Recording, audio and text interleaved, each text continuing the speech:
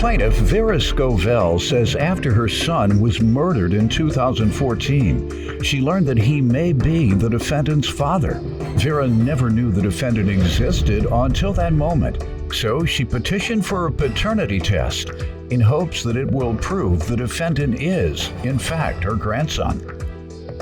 Defendant Alston Ellis says he went into foster care at age 4 and was eventually adopted, but he reconnected with his birth mother when he was 18, and that's when he learned about Vera's son potentially being his father. All rise. This court is now in session. The Honorable Judge Greg Mathis presiding.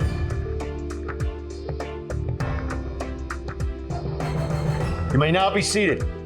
We're here for a DNA determination. Let's start with you. Give me some background here. Okay. I had a son, and he was murdered back in 2014. Sorry to hear that. And they did catch the guy because he was trying to rob a bank after that. How did he target your son? I believe they knew each other. My son worked, he did taxes. He managed tax offices. Mm-hmm. And so he was in the process of transitioning back to California because that's where I live. He was there just for the tax period, so he was staying at like a extended stay. Mm-hmm. And so I'm pretty sure the guy knew him. And so the guy came to his room, and I don't know what transpired or how it transpired, but I do know that my son didn't have any defensive wounds. So he was attacked from behind, and he stabbed him. Terrible. Did they find any motive or speculate on the motive? Other than I think the dude was on drugs real bad. Okay. So that's from what I understand. So after that, after his death, it went on to social media, what had happened to him. And there was a lot of people that called me back in California expressing their condolences and saying how much he meant to them. And one of the persons that called was a lady named Carrie. And Carrie turned out to be Austin Ellis's mom. Mm-hmm. She told me that my son, Darnell, was the father of her son, Ellis.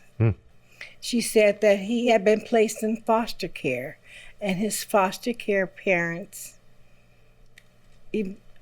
adopted him. About May of this year is when I first talked to her. She called me, and she had reconnected with Austin.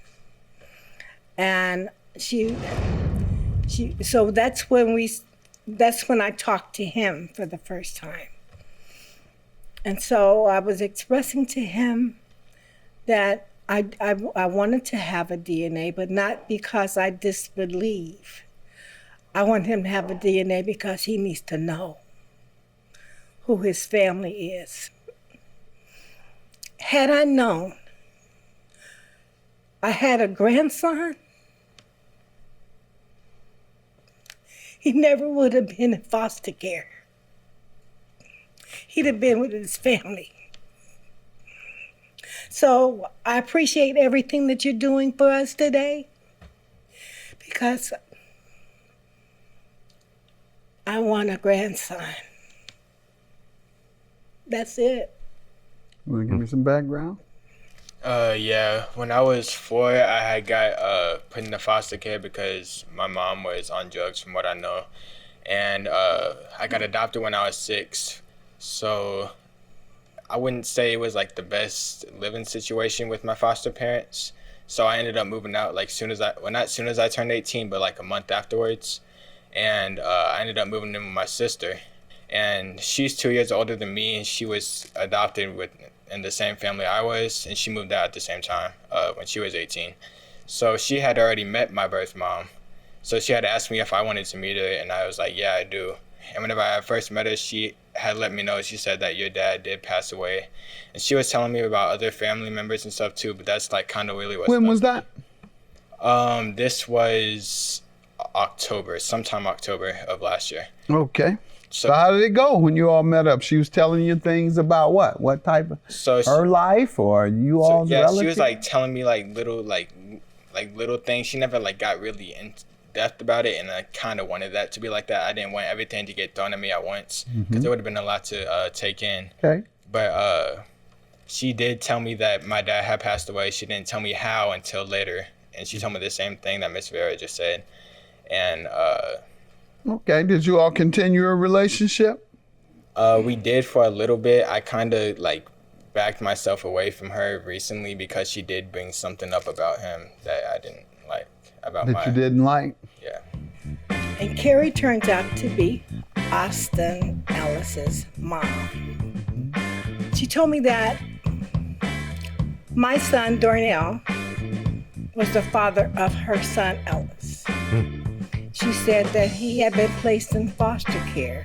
Plaintiff Vera Scovell says after her son was murdered in 2014, she learned that he may be the defendant's father. So she petitioned the court for a DNA test. You never met your dad, and when you did meet your mom, it didn't last. The relationship didn't grow any further than 1 year because of something she said about your deceased dad? Yeah. All right. You want to say anything? What have you been doing with your life? Finished high school? Yeah, I finished high school. I do want to go to college. So I didn't go last year just because I had no clue what I wanted to do. But I wasn't thinking that I could do just regular courses for the first year, then really try to get a grip on what I want to do. But I do plan on going back this upcoming winter. Good, and that's exactly what you should do. And that's what I advise young people. Do not choose your major before you go there. You can have an idea of what you want to do, but first 2 years are only general classes. You don't get into your focus or major until the third year. That's when your major courses start, the things you're concentrating in. Yeah. So that's the advice I give, and you're following some good advice to yourself. And that is take the classes or just begin college if that's your choice. And you don't have to be convinced of what you're going to do until your third year. Then you have to choose. Yeah. And what I advise is you do your best on every subject. That's what I advise young people. And then the subject that comes easiest to you, you find the subjects. If it's math and science, you find a career that picks math and science because that's where you excel and that's what you enjoy and that's what you'll do good at.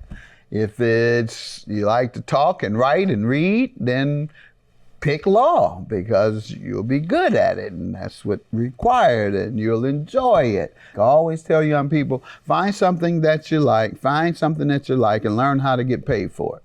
Those two things. Because if you find something you don't like, you're not going to get paid very long or very much because you're going to do as little work as you have to because you don't really like what you're doing. Yeah. And somebody who likes what they're doing is going to come along and outwork you. And then you're going to be walking around them, the boss don't like me. Boss don't, because you're looking at your clock at 4:30 every day and waiting on 5 to come, and your colleague is working until 7 trying to impress the boss to go further ahead.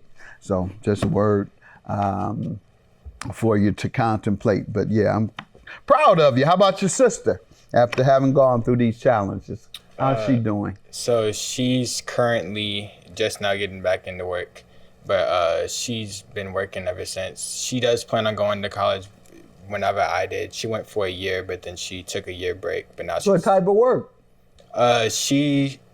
Right now, she's just at Amazon, but she was doing, she worked at the hospital. Okay. Previously. Did she enjoy it? Yeah, she said that she messed with it, yeah. All right. Well, tell her she might want to look into something like that in the medical field when she gets there. Could be nursing, could be physician, what have you, if she liked it, or at least try it out. Yeah. So give her that advice from me as well. And what type of communications have you all had? Okay, we've spoken on the phone. We FaceTime each other. We seem to have a good rapport. Good. He's a good kid. He's very respectful. And I see characteristics in him that I don't see in a lot of kids these days. And I'd love. I am so happy to hear you say that, particularly with the challenges that he had in life. Right. That shows a lot of strength in you, young man, and a lot of character, and you'll go far in life, because I get that same impression of you. And on that note, I have to say that whoever raised you did a good job in that sense. Yeah. You didn't raise yourself. Yeah, of course. So I'll give whomever raised you credit for raising a young man who is ambitious, who has overcome his obstacles, and who is living a productive life. Many come from foster care homes, and they begin to live destructive lives when they're out on their own, in particular, for a variety of reasons. Many turn to alcoholism, drug abuse. So I'm glad that you survived all of that, and we look forward to big things from you. Any final comments from you? All right. Then. Okay, Judge, I have some evidence here that All right. he's never seen his father, so I brought some pictures. I do have some pictures too. You have them? Yeah, from what Carrie has sent me. Let me look. You have him in your Yes. file? Yeah, handsome young guy. That's Yep, me you and do him. look like your dad here. Yeah. And then if you look at page, Who was the young lady with him? that's your mom? me. You're gonna show me the youngest, finest thing you can get in here. That's Watch it you now, gonna dig, Judge. you From the dug- beauty parlor. Yeah, you dug deep and said, "Let me find the finest picture I can get of Judge Mathis." No, you beautiful Then- picture. You're a beautiful lady and fashionable lady now. Thank but you. Yeah, this is Yes. a beautiful picture. So I didn't know he had pictures of it. So I always tell young people, find something that you like, and learn how to get paid for it. Those two things. Because if you find something you don't like, you're not going to get paid very long or very much. Because you're going to do as little work as you have to. Because you don't really like what you're doing. And somebody who likes what they're doing is going to come along and outwork you. Plaintiff Vera Scovell says after her son was murdered in 2014, she learned that he may be the defendant's father. So she petitioned the court for a DNA test. Well, you want a grandson, and you have one. All right. How about that? This is your grandma. Have a good day.